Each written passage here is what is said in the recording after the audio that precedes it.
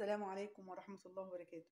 حبايبي إن شاء الله هنعمل مع بعض المسقعة المصري على أصولها، يعني إن شاء الله.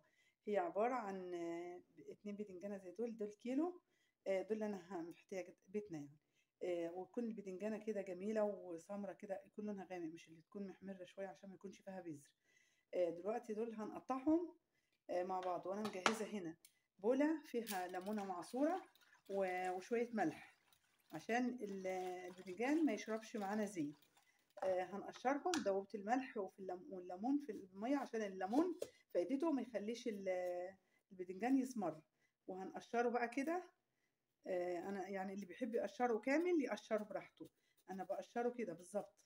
باخد جزء شريحة واسيب شريحة من القشرة يعني، لان برضو القشرة مفيدة. اللي بيحب يقشره كامل يقشره، واللي بيحب يسيب القشرة كاملة عادي مفيش اي مشاكل يسيبها. كده قشرنا اهيت واحدة قدامكم، وهنقطعها ايه كده انصاف بالظبط، ما تقلقوش يعني من التقطيع. وان شاء الله هنقطعها نصين اتنين كده اهوت مع حضراتكم، واكيد كلكم عارفين يعني ايه طريقة التقطيع. والقلب بسم الله ما شاء الله لا قوة الا بالله. هنقطعهم بقى كده، وما تكونش سميكة قوي وما تكونش رقيقة تتحرق، لان انا هعملها على الجريلا عشان الزيت برضو مهما كان بيشرب، مهما كان الميه الملح مش هتخليه يشرب كتير بس انا عاوزاه اعمله مشوي يعني، مش مشوي على الجريل كده زي المشوي. بعد كده هعمله في الصينيه قدامكم.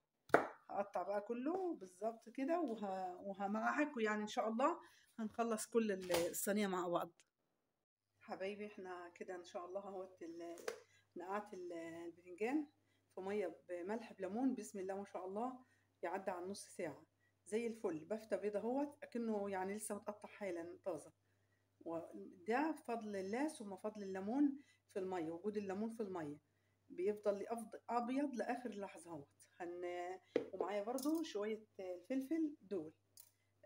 انا هعمله في الفرن، معلش يا جماعه اللي عاوز يقليه في الزيت الغزير ده يقليه. بس انا طبعا عشان الحمد لله عندي شويه ظروف صحيه، فمش هينفع انني اقليه في الزيت، هيشرب كميه زيت كبيره وانا ممنوعه والله منه. فانا دلوقتي هرش في الصينيه هنا شويه زيت. حبايبي انا كده حطيته في الصينيه، هو دهنت الصينيه بمعلقتين 2 زيت. يا دوبك دهان يعني، ما ممكن يكون ما كملوش معلقتين اكل. ودهنت برضه على الوش كده بالفرشه خفيف خفيف كده، قلبته منه فيه كده. يعني يعتبر كل اللي في الموضوع في الصينيه ديت كده معلقتين 2 كبار بتاع اكل زيت. ومعايا هنا الفلفل، وباقي قطعتين كده منهم هحطهم في صينيه صغيره برضه، واحطهم معاهم في الفرن وهيطلعهم هوريهم ليكم ان شاء الله. حبايبي ان شاء الله هنا على النار اهو الطاسه فيها معلقه واحده زيت اهي، وهنحط فيها بصلايه صغيره مقطعه صغير جدا رفيعه. هندبلها، احنا مش عاوزينها تصفر، هندبلها بس.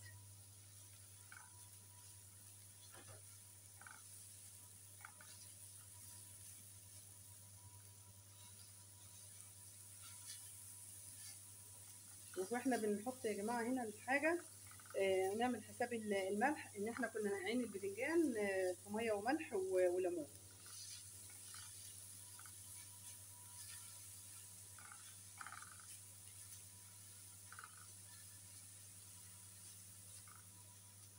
كده مش عايزين اكتر من كده. دلوقتي هنحط التومه. بنتي ربنا يصلح حالها دقتها لي بالكمون، انا بالكمون هحطه في البتاع، بس هي حطت شويه الكمون هنا مع ذره ملح. هنعمل التومه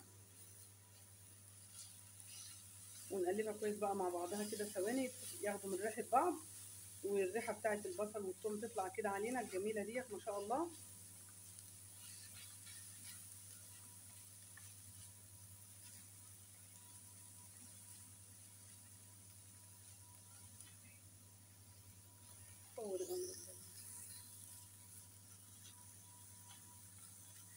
وبعدين ان شاء الله لما تدبل هنحط الصلصه بقى هنا. حبايبي كده خلاص دخلت التسبيكه اهي. هنحط التوابل عباره معانا عن معلقه صغيره كزبره، معلقه بابريكا، نص معلقه صغيره فلفل اسمر، نص معلقه كمون.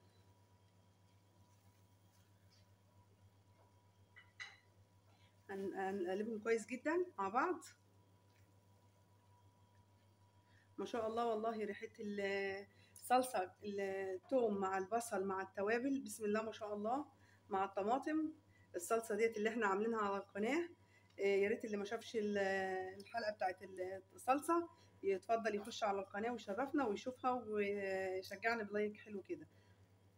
ودلوقتي هنحط شوية مية عشان اظبطها كده مع بعض وتسبك اكتر وتاخد طعم احلى.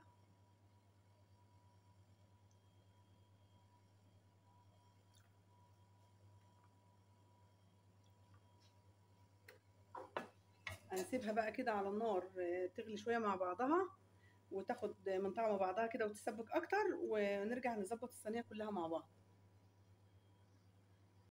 حبايبي انا هحط هنا معلقة صغيرة شطة، واللي ما بيحبهاش سبايسي ما يحطش الشطة.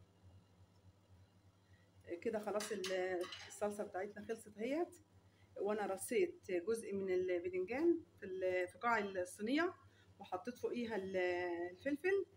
وبسم الله ما شاء الله والله مشوي اهوت في الصينيه كده وكانه مقلي في الزيت، بس الفرق ان هو ما شربش كميه الزيت الكبيره دي كلها.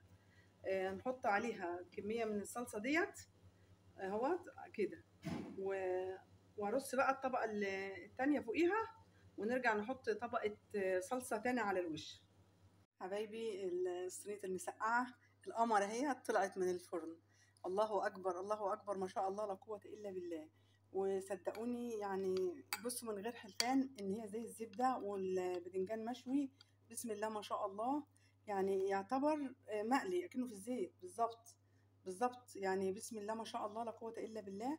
يعني الشرايح اهي بتتقطع من كتر ما هي مستويه ودايبه، ولا زيت كتير بقى ولا حرقة صدر بقى ووجع معدة والكلام ده بكمية الزيت وخسارة كمية الزيت كلها اللي في الوقت دوت والأسعار ديت. والله بقل يعني كلها كده. عشان هي البدنجان بشويه مع معلقة الصلصة اللي اتحطت في الصلصة، يعني بالكتير قوي قوي قوي 3 معالق زيت، هما ما كملوش، لا ما جوش 3 معالق. والله اكبر الله اكبر بالف هنا وشفا يا رب على قلب اللي هياكل واللي هيجربها. يا ريت تجربوها بطريقتي وتقولوا رايكم في الكومنتات وتدعوا لي دعوه حلوه كده. السلام عليكم ورحمه الله وبركاته.